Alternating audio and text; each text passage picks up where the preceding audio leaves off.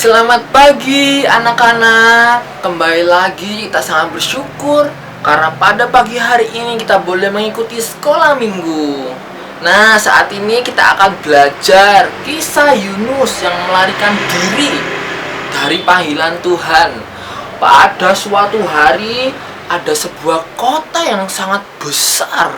Wah, berpenduduk sekitar 120.000 jiwa. Namun saat yang bersamaan anak-anak, ternyata kota ini itu melakukan kejahatan yang sangat hebat. Dan kejahatannya itu didengar dan dilihat oleh Tuhan. Wah. Kemudian apa yang terjadi dalam kota ini? Tuhan berfirman kepada Yunus. Wah. Yunus, pergilah ke kota Niniwe, karena kejahatannya sudah sampai kepadaku dan aku sangat murka terhadap kota ini. Wah, Tuhan berfirman kepada Yunus anak-anak. Yunus mendapatkan panggilan ke kota Niniwe untuk memberitakan pertobatan, untuk memberitakan Injil kepada kota ini. Tapi apa yang terjadi? Langsung ketika Yunus mendapatkan panggilan ini, dia lari. Bisa dilihat ya gambarnya anak-anak. Yunus lari. Dia lari dengan sekencang mungkin ya. Kenapa? Ia tidak mau mematuhi perintah Tuhan. Ia tidak mau melakukan kehendak Tuhan. Karena di dalam hati Yunus, jangan-jangan kalau misalnya orang-orang Niniwe, kota Niniwe bertobat, nanti Allah kembali mengasihi mereka. Dan Yunus tidak mau hal itu terjadi. Yunus tidak mau bahwa kota ini akan kembali dikasihi oleh Allah. Akhirnya dia lari. Dia tidak mau melakukan panggilan Tuhan. Dan yang terjadi, ia naik kapal ya. Ia pergi kemana? Pergi ke Tarsis. Tuhan memanggil Yunus ke kota Niniwe, tapi karena hati Yunus tidak mau mematuhi perintah Tuhan, ia pergi dan lari ke kota Tarsis dan ia naik kapal. Bisa dilihat ya anak-anak gambarnya. Ia lari. Wah, saya tidak mau melakukan perintah Tuhan. Saya tidak mau melakukan kehendak Tuhan. Wah, mungkin di antara adik-adik ada yang seperti itu ya. Dan anak-anak ada yang seperti itu, tidak mau dan lari untuk melakukan panggilan Tuhan, melakukan perintah-perintah Tuhan. Kemudian apa yang terjadi? Wah, Tuhan mengirimkan badai yang sangat besar, ombak yang sangat luar biasa. Badai besar ini akhirnya dar, begitulah suaranya ya. Itu kapal hampir hancur karena memang tidak bisa dikendalikan lagi. Itu bisa adik-adik bayangkan ya. Itu gelap gulita. Di awan itu sangat gelap dan badainya sangat luar biasa. Nahkodanya pemimpinnya tidak bisa mengendalikan kapal ini. Wah, akhirnya apa?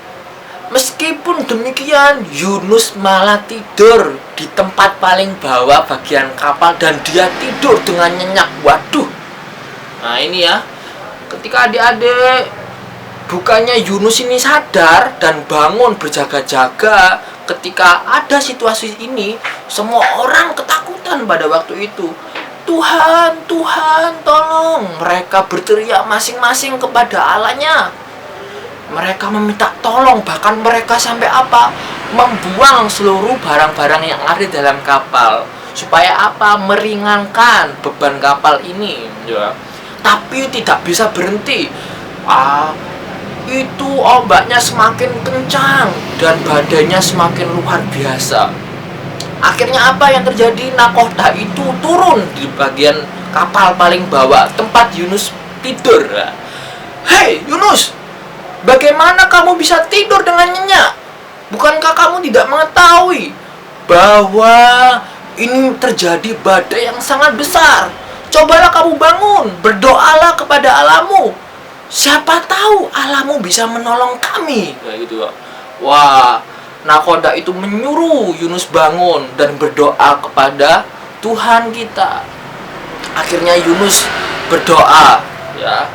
Dan pada waktu itu apa yang terjadi? Yunus bilang, ini semua ya karena aku. Dan mereka membuang undi ya. Jadi orang-orang di sana bersepakat membuang undi. Ini karena siapa kecelakaan ini? Pasti ada penyebabnya. Ini karena siapa? Permasalahan ini pasti ada latar belakangnya. Dan orang-orang di dalam kapal itu membuang undi.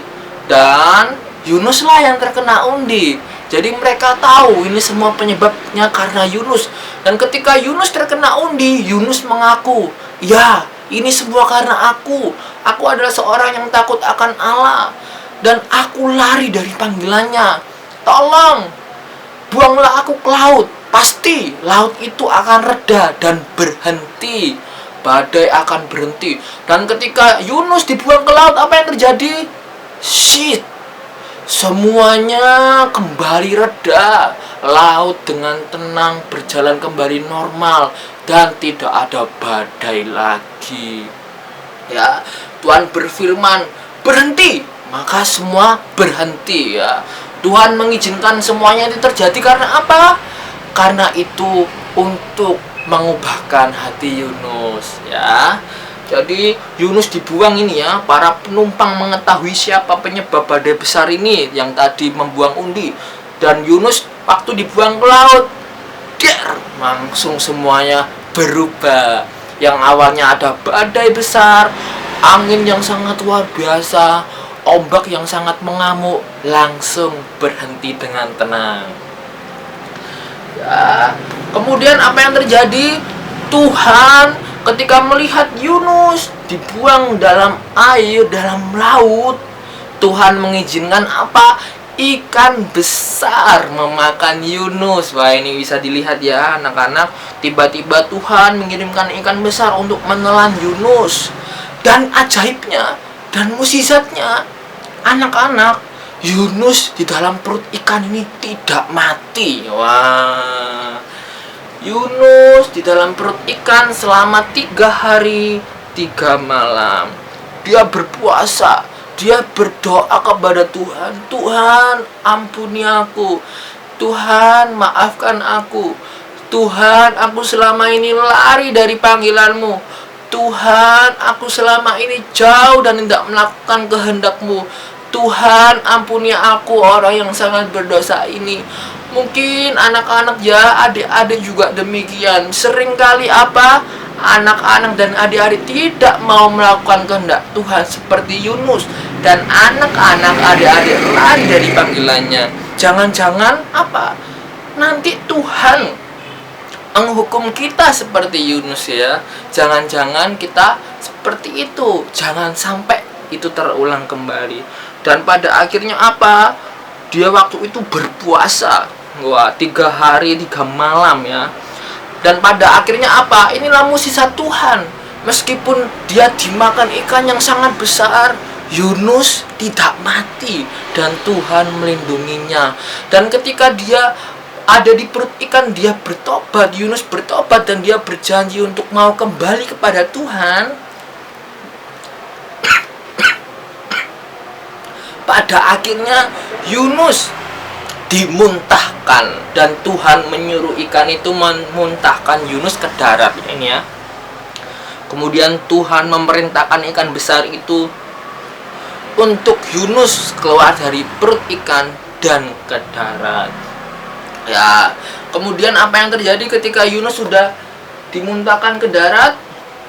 Nah, Yunus berseru kepada orang Niniwe ya. Yunus berseru kepada orang Niniwe. Dan dia apa? Yunus mendapatkan panggilan Tuhan lagi. Dan dia akhirnya kembali melakukan tugasnya di awal panggilannya. Dia berseru kepada orang-orang Niniwe dan kota-kota Niniwe. Dia bilang, Niniwe, bertobatlah, terimalah Injil, percayalah kepada Yesus, karena kejahatanmu telah sampai. Jika tidak, engkau akan mati dan Allah akan murka terhadapmu dan hidupmu tidak akan baik-baik saja. Wah, ini ya. Jadi jangan sampai kita juga seperti orang-orang dan kota-kota Niniwe yang tidak mau berubah dan bertobat. Tapi biarlah anak-anak dan adik-adik saat ini boleh kembali dan datang setia kepada Tuhan ya. Nah, dalam penginjilannya dan Yunus menceritakan semua kebaikan Tuhan, dan akhirnya apa? Kota Niniwe bertobat ya. Semua orang Niniwe percaya kepada Tuhan. Mereka mengakui Yesus Kristus sebagai Tuhan dan Juru Selamat. Dan mereka apa? Orang-orang Niniwe mau bertobat ya. Nah, saat ini untuk adik-adik bagaimana? Buat anak-anak bagaimana? Apakah kita mau menjadi seperti Yunus? Apakah kita mau lari seperti Yunus ketika dipanggil oleh Tuhan? Jangan sampai nanti jangan-jangan kita dimakan ikan gitu ya.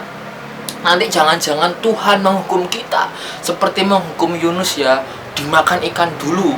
Dan pada akhirnya kalaupun kita nanti lari dari panggilan Tuhan, pasti ujung-ujungnya kita juga ditangkap oleh Tuhan dan disuruh kembali untuk melakukan tugas-tugas kita ya.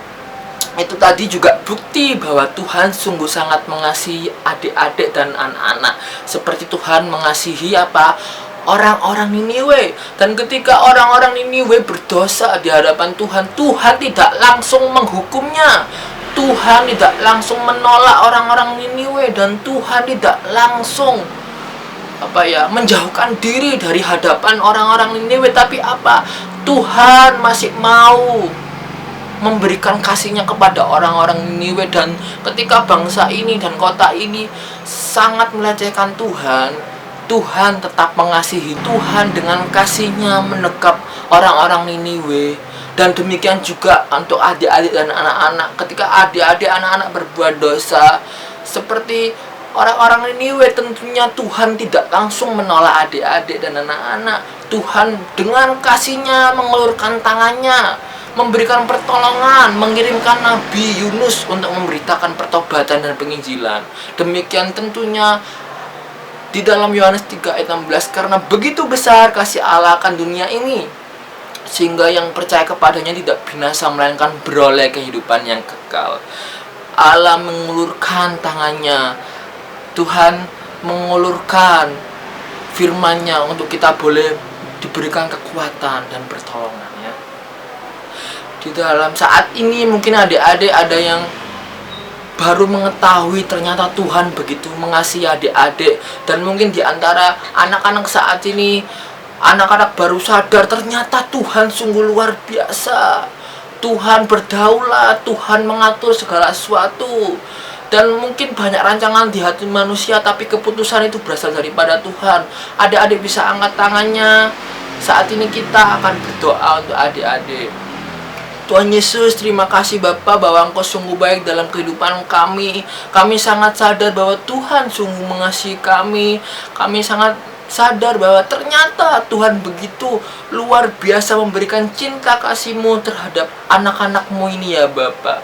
Tuhan, terima kasih Bapa, Engkau berkatilah kami, Engkau pulihkan kehidupan kami, dan Engkau nyatakan terus kuasa-Mu dalam kehidupan kami. Sehingga kami, Tuhan, anak-anak-Mu menjadi anak-anak yang takut akan Tuhan, menjadi anak-anak yang melakukan kehendak Tuhan dan belajar untuk terus setia kepada Tuhan. Tuhan Yesus, ampunilah Tuhan dosa dan kesalahan kami, karena kami adalah orang yang berdosa seperti orang-orang Niniwe Tuhan. Tapi kami percaya dan bersyukur Engkau tidak langsung membuang kami, dan Engkau tidak langsung Tuhan